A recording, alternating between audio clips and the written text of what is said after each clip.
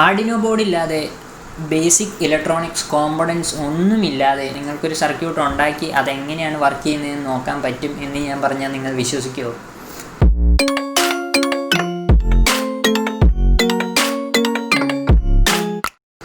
Hello നമസ്കാരം, the backyard electrics എന്ന YouTube ചാനലിലേക്ക് നിങ്ങൾക്ക് എല്ലാവർക്കും സ്വാഗതം. ഞാൻ അജിത്ത് V Anil.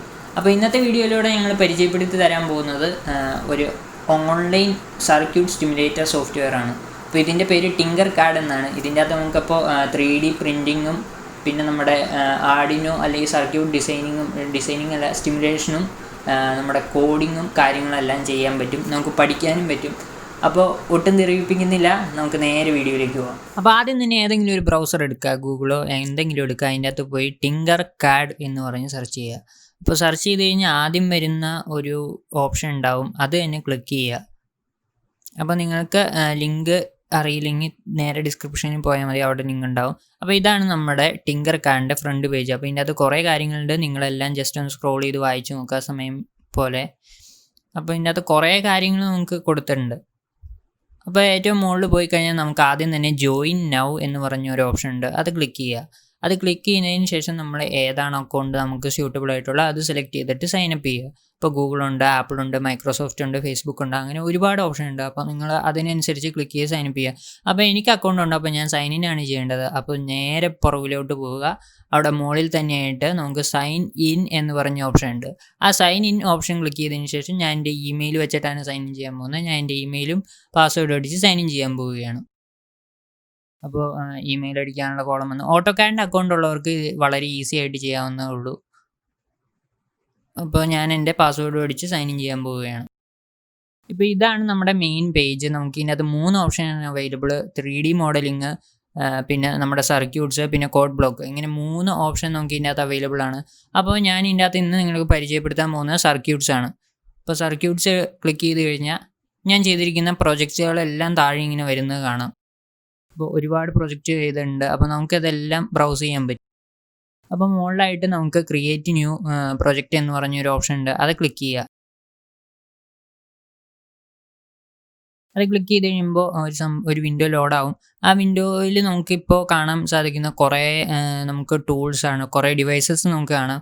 ഇതെല്ലാം നമുക്ക് ഇതിൻ്റെ അകത്ത് ഉപയോഗിക്കാൻ പറ്റുന്നതാണ്. LED, ബാറ്ററി, സ്വിച്ച്, റെസിസ്റ്റർ, അങ്ങനെ എല്ലാം തന്നെ. അപ്പോൾ ഇതിൻ്റെ അകത്ത് നമുക്ക് ആദ്യം തന്നെ ഓള് ക്ലിക്ക് ചെയ്തിട്ട് നമുക്കിതെല്ലാം ഒന്ന് ബ്രൗസ് ചെയ്ത് നോക്കാം. അപ്പോൾ നമ്മളിന്ന് ജസ്റ്റ് സിമ്പിൾ ഇൻട്രൊഡക്ഷൻ ആയിട്ട് നമ്മൾ ബ്ലിങ്ക് പ്രോഗ്രാമാണ് നമ്മുടെ ആർഡിനോ വെച്ച് ചെയ്യാൻ പോകുന്നത്.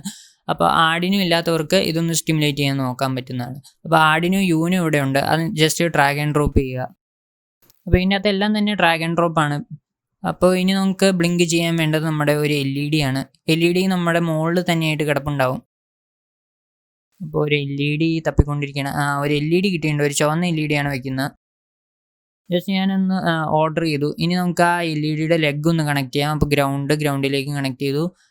അപ്പോൾ അതിൻ്റെ കളർ മാറ്റാൻ ജസ്റ്റ് ക്ലിക്ക് ചെയ്തിട്ട് കണക്ട് ചെയ്തതിന് ശേഷം ക്ലിക്ക് ചെയ്തിട്ട് ജസ്റ്റ് കളറൊന്ന് മാറ്റി കൊടുക്കുക. ഇനി അടുത്ത ലെഗ് ഞാൻ 13ാമത്തെ പിന്നിലേക്ക്. അപ്പോൾ ഇതിനകത്ത് നേരത്തെ തന്നെ ബ്ലിങ്ക് അപ്ലോഡ് ആയിട്ടുണ്ട്. അപ്പോൾ ആ ഒരു കോഡ് വെച്ചിട്ടാണ് ചെയ്യുന്നത്.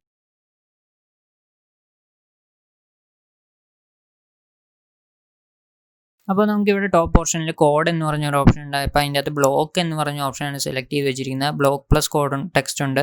അതിൻ്റെ നമ്മൾ ടെക്സ്റ്റ് അതിൻ്റെ തൊട്ട് താഴെയുണ്ട്, അത് ക്ലിക്ക് ചെയ്യുക. അതിനുശേഷം നമുക്ക് നമ്മൾ സാധാരണ ആർഡിനോ ആപ്പിൽ ചെയ്യുന്ന കണക്ക് തന്നെ കോഡൊന്ന് തിരുത്തുക. അപ്പോൾ ഇതിൻ്റെ അകത്ത് നമുക്ക് ആദ്യം തന്നെ 13ാമത്തെ പിന്നിലേക്ക് സെറ്റ് ചെയ്ത് വെച്ചിട്ടുണ്ട് ബ്ലിങ്കിൻ്റെ പ്രോഗ്രാം. അപ്പോൾ നമുക്ക് സ്റ്റാർട്ട് സ്റ്റിമുലേഷൻ കൊടുക്കുക. അപ്പോൾ ഇതൊന്ന് ലോഡായി വന്നു കഴിഞ്ഞാൽ നമുക്ക് സ്റ്റിമുലേറ്റ് ചെയ്ത് കിട്ടുന്നുണ്ട്. നമുക്ക് ഔട്ട്പുട്ട് ഇവിടെ കാണാൻ സാധിക്കും, LED ഇങ്ങനെ ബ്ലിങ്ക് ചെയ്തുകൊണ്ടിരിക്കുന്നത്. അപ്പോൾ ഇവിടെ ഒരു ഐച്ചിനും കാണാം, അത് നമ്മുടെ LED ഇത്രയും കറണ്ട് മോൾഡേയും താങ്ങില്ല. അപ്പോൾ നമ്മൾ ഒരു റെസിസ്റ്റർ വെച്ച് കൊടുക്കേണ്ട ആവശ്യമുണ്ട്. ആ റെസിസ്റ്റർ വെക്കാത്ത കാരണമാണ്. അപ്പോൾ നമുക്ക് സ്റ്റോപ്പ് ചെയ്യാം.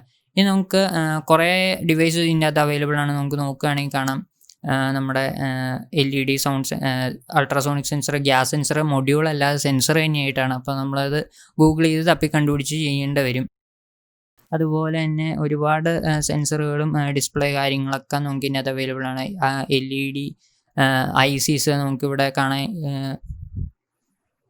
ഇവിടെ നമുക്ക് L29 3D IC, motor driver IC ഇവിടെ അവൈലബിൾ ആണ്.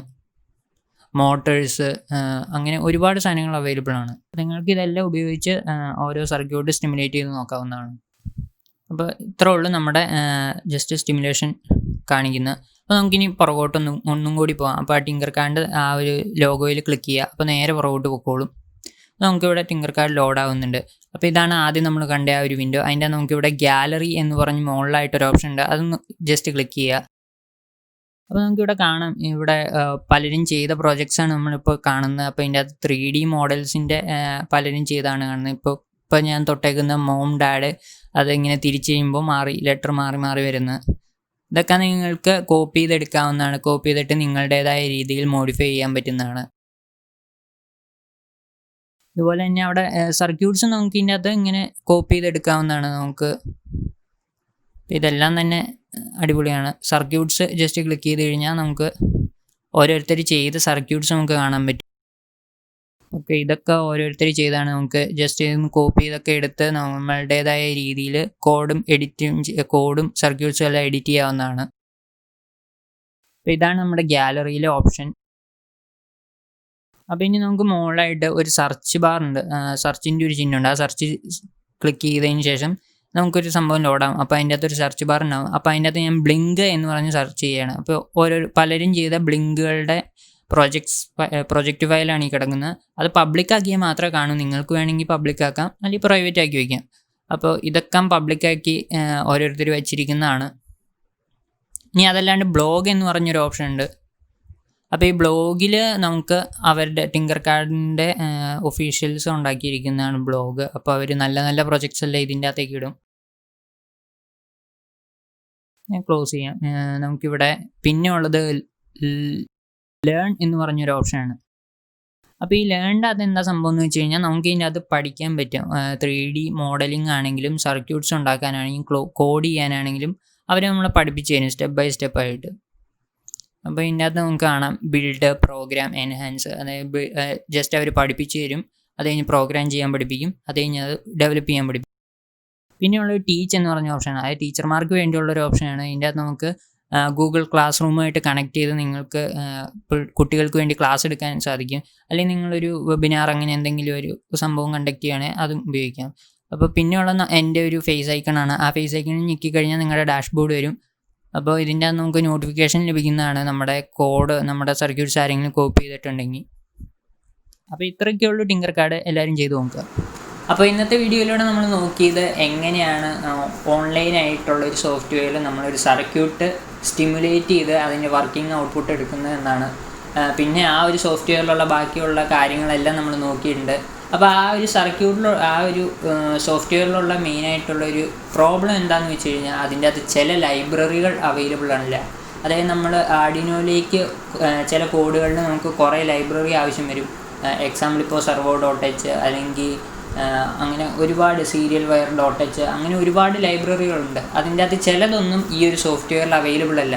അപ്പോൾ അത് കാരണം ചില കോഡൊന്നും നമുക്ക് ഇതിൻ്റെ അകത്ത് റൺ ചെയ്യാൻ പറ്റില്ല. പിന്നെയുള്ളൊരു മെയിൻ പ്രോബ്ലം ഞാൻ നോക്കിയപ്പോൾ കണ്ടത് നമ്മുടെ ചില കോമ്പോണൻസ് അവൈലബിൾ അല്ല. എക്സാമ്പിൾ ഇപ്പോൾ ഗ്യാസ് സെൻസർ തന്നെ ആ സെൻസർ മാത്രമായിട്ടാണ്, മൊഡ്യൂളായിട്ട് നമുക്ക് കിട്ടുന്നില്ല. അതുപോലെ ചില മൊഡ്യൂളുകളൊന്നും നമുക്ക് അവൈലബിൾ അല്ല. ഇപ്പോൾ motor driver മൊഡ്യൂളല്ല, L29 3D IC ആണ് നമുക്ക് അതിൻ്റെ അകത്ത് പ്രൊവൈഡ് ചെയ്തിരിക്കുന്നത്. അങ്ങനെ ചില സാധനങ്ങൾ അതിൻ്റെ അകത്ത് മിസ്സിങ് ആണ്. അപ്പോൾ ഇതൊക്കെ ഒന്ന് നോക്കുക. ബട്ട് ഓവറോൾ സർക്യൂട്ട് നമുക്ക് വളരെയധികം യൂസ്ഫുള്ളാണ്. ഇതിൻ്റെ അകത്ത് തന്നെ ഒരുപാട് കോൺടെസ്റ്റുകൾ നടക്കുന്നുണ്ട്. ഇപ്പോൾ ഇൻസ്ട്രക്റ്റബിൾസ് എന്ന് പറയുന്ന ഒരു വലിയ സൈറ്റ് ഉണ്ട്, നിങ്ങൾ കേട്ടില്ലെങ്കിൽ ജസ്റ്റ് പോയി ഗൂഗിൾ ചെയ്യുക. അപ്പോൾ അതിൻ്റെ അകത്ത് ഇതിൻ്റെ ഒരുപാട് കോൺടെസ്റ്റ് നടക്കുന്നുണ്ട്. $500 ഫസ്റ്റ് പ്രൈസായിട്ട് നമുക്ക് തരുന്നത്. അതുപോലെ തന്നെ അതിന് 20ഓളം പ്രൈസ് മിക്ക കോൺടെസ്റ്റിനും വരുന്നുണ്ട്. അപ്പോൾ നിങ്ങളതൊക്കെ ഒന്ന് നോക്കുക. അപ്പോൾ അടുത്ത വീഡിയോ കാണുന്നവരെ it's me Ajith V Anil signing out.